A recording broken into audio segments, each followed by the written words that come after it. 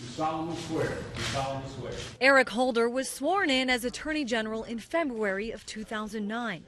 His tenure has been ripe with controversial decisions. The most recent came Monday, with Holder advising prosecutors to change their practices and set aside policies laid out in a 1986 law established during the war on drugs. Low-level, nonviolent drug offenders who have no ties to large-scale organizations, gangs, or cartels will no longer be charged with offenses that impose draconian mandatory minimum sentences. Tim Lynch is the director of the Project on Criminal Justice at the Cato Institute. He could have asked the Congress, and I wish he had, urged them to change mandatory minimum sentencing laws. That would make some of the changes more permanent. It's not the first time Holder has been accused of selectively enforcing laws.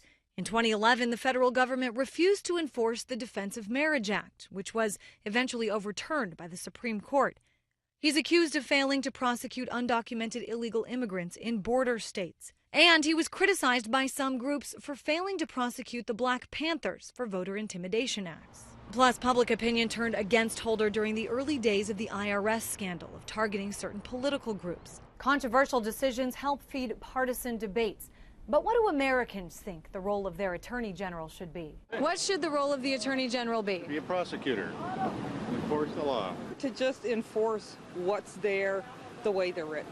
The Department of Justice defines the role of Attorney General as representing the United States in legal matters generally, and to give advice and opinions to the President and to the heads of the executive departments of government when so requested. While this recent proposal has been praised by lawmakers on both sides of the aisle, it remains to be seen if they will actually pass something to support it.